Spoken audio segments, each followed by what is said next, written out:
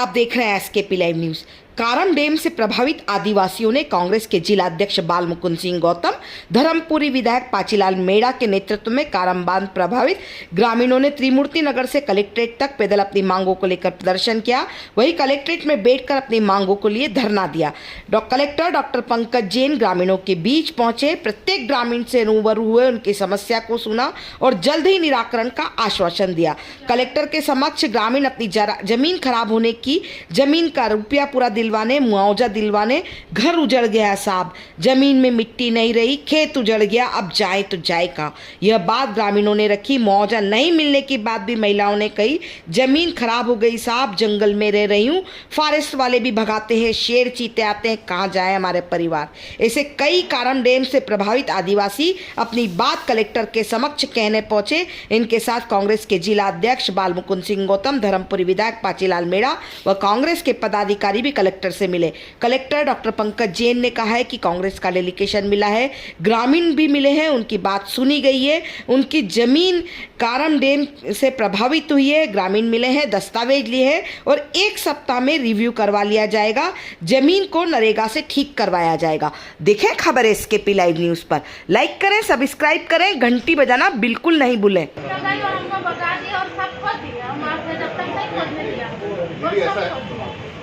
यदि आपकी जमीन रोकने तो मैं कर देता हूँ, मुझे ये हफ्ता लगेगा। इस हफ्ते हम फिर हमको वही बात बोलेंगे, बंदा हो गया।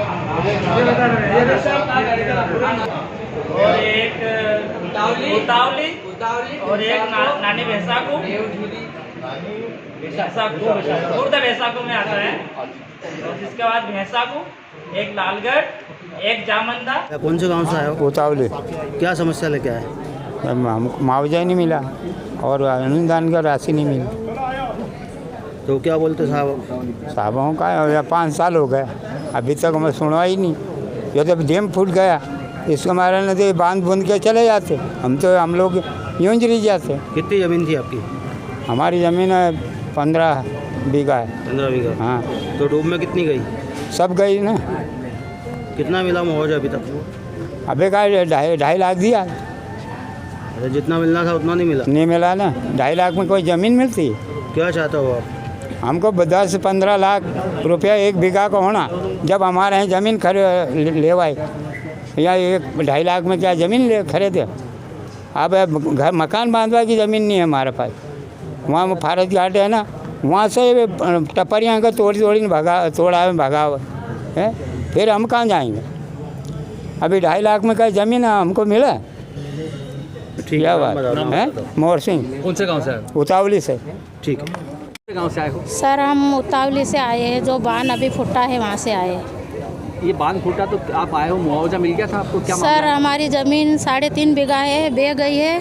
हाँ। और हमारा मकान पे वहाँ से तुड़वा गए और हमको मुआवजा नहीं दिया गया अभी। आप और अकेली रहती हो? नहीं, हमारे बच्चे हैं, 2 लड़की है, 2 लड़का है, 4 बच्चे हैं हमारे। 4 बच्चों के साथ आप अकेली रहती हो? हाँ, अकेली रहती हूँ और जंगल में रहती हूँ और वहाँ पे शेर चीता भी आते हैं। अब कैसे लेके पढ़ूँ? वहाँ सब भगाते हो, फॉरेस्ट गार्ड उन पे भगा रहे वहाँ से। सर अब हमारी ज़मीन हमको मुआवजा दिया जाएगा या नहीं दिया जाएगा? आप दिलवाओ हमको मुआवजा। नाम बता दो। अवंती बाई। रुपये भी नहीं मिला, यही झोपड़ी बांध के फिर क्या खाई? उसका घर कोई ज़मीन मिले ना, कहीं भी नहीं है। कितनी ज़मीन थी आपकी? 2 बीघे ज़मीन थी। 2 बीघे में क्या 4 लड़का मेरा। पूरी ज़मीन डूब में चली गई? पूरी डूबी गई ना, घर न हर हाफ डूबी गया। तो क्या मुआवजा मिला अभी? का मुआवजा नहीं मिले, आलू और कभी को कहीं नहीं मिले हैं। तो क्या चाहते हो आप? हमको अभी पैसे दे, वो ज़मीन दे, वो जी क्या न कहीं पेड़ पौधा कहीं भी नहीं मिले हमको, नी ज़मीन कहीं नहीं मिला, नी छोरा के मारा मुझे 1 रुपया भी नहीं मिले हैं। ठीक है। हाँ। नाम बता दो। कृष्णा, मेरा नाम तो अन्नू है। ठीक। बेसा को पड़ोदमा। अच्छा, आज यहाँ पे सबके यहाँ आए हो, आप क्या मांगे आपकी? हमारा घर का मुआवजा नहीं मिले अभी, न ज़मीन का मिल गया तो ज़मीन सुखी का मिला। पियत की ज़मीन मेरी 4 बीघा, तो सुखी का पैसा मिला सर। तो हमको पियत का पैसा डालना चाहिए।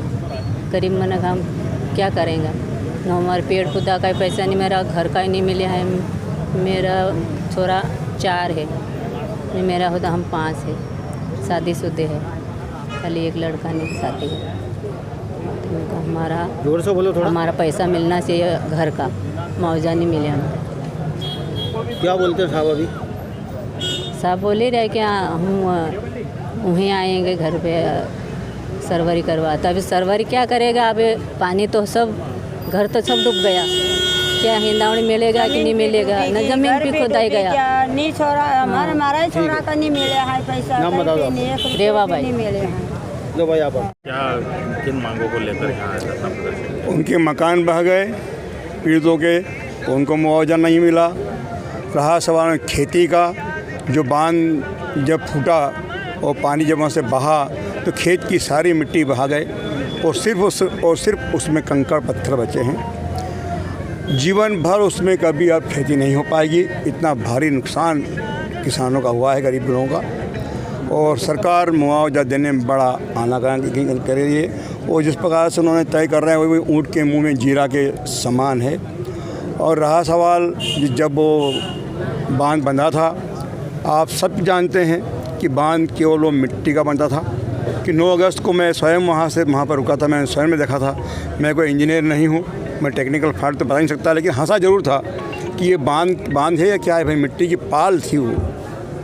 और 10 या 11 अगस्त को रिसाव आया उसमें, तब हम लोग गए देखा। जब कुछ मंत्री यहाँ के वहाँ पर उसको पानी बहाने के लिए मशक्क़त कर रहे थे और उस समय भोपाल में और दिल्ली में बड़ी बड़ी डींग हाँक रही थी सरकार कि हमने वहाँ के पीड़ितों का, रहवासियों का रहने का बड़ा बढ़िया इंतज़ाम कर दिया है, खाने पीने का इंतज़ाम कर दिया है। लेकिन जब ज़मीनी हकीकत देखी, हम लोग वहाँ गए, जब एक दल कांग्रेस, मध्य प्रदेश कांग्रेस ने बनाया हमारी अध्यक्षता में, हम सारे हमारे विधायक और विधायक सब लोग उसमें थे। जब हमने जाकर वहाँ प्रैक्टिकल देखा, सब लोगों जब बात की वो पहाड़ी पर थे, देखे हम पहाड़ी पर चढ़े, हम पहाड़ी पर देखा भाई क्या कि बोले, उन्होंने कहा साहब तुम पहाड़ चढ़ जाओ, प्रशासन के लोगों ने। तो पहाड़ चढ़ गए बेचारे। वहाँ पर उनको पास कोई इंतज़ाम नहीं, प्लास्टिक की एक पन्नी, सिर्फ प्लास्टिक की एक पन्नी, वो भी उन्होंने स्वयं ने इंतज़ाम किया। लकड़ी गाड़ी वहाँ पर वो पल्ली पर रह रहे थे, कोई तो पलाश के पत्ते डाल करके रह रहे थे। आप सोचिए, छोटे छोटे बच्चे खाड़ा पड़ी वहाँ पर, ना उनके को खाने का इंतज़ाम, ना कोई पहनने का इंतज़ाम, ना बैठने का इंतज़ाम। वहाँ छोटे छोटे बच्चे बेचारे वहाँ बिलख रहे थे, पानी भीग रहे थे। आप समझते हैं सांप बिच्छू हर जगह मिलते हैं, लेकिन उस क्षेत्र में तेंदुआ भी काफ़ी आना जाना है। मतलब वो मौत और जीवन से जूझ रहे थे, मौत और ज़िंदगी से जूझ रहे थे, हमने ये देखा है। लेकिन सरकार के कान में कोई बिल्कुल भी जू नहीं रहेंगी, ये हमने वहाँ देखा। और मैं सरकार से मांग करता हूँ कि इस डैम के अंदर किन किन का इन्वॉल्वमेंट है। अभी थोड़े के विषय में माननीय विधायक महोदय धर्मपुरी और उनके साथ जो डेलीगेशन आया गांव वालों का, उसमें उन्होंने कुछ विषय उठाए हैं कि वहाँ जो मुआवजा बटा है कारम डैम बनते समय, मुख्यतः 2 विषय थे कि कारम डैम जब बनते समय जो भूअर्जन हुआ है उसमें जो लोग छूट गए हैं, कुछ लोग छूट गए हैं, ऐसा क्लेम है। तो उनसे सभी से बात सुनी गई है, सबके नाम भी नोट किए गए हैं और इसको हम फिर से वेरीफाई करवा लेते हैं यदि उन्होंने आग्रह किया है ग्रामीणों ने। और दूसरा विषय जो है कि जो डैम के बाद जो नीचे पानी गया था उसमें जिनकी भूमि हुई है, तो उसमें जो मुआवजा वितरित किया है उसके अतिरिक्त जिनकी भूमि ख़राब हुई है उनको नरेगा में हम भूमि सुधार में भी ले रहे हैं और साथ ही साथ विभागीय तौर पे काली मिट्टी का इंतजाम करके उनके खेतों को भी पुनः खेती लायक बनाया जाएगा।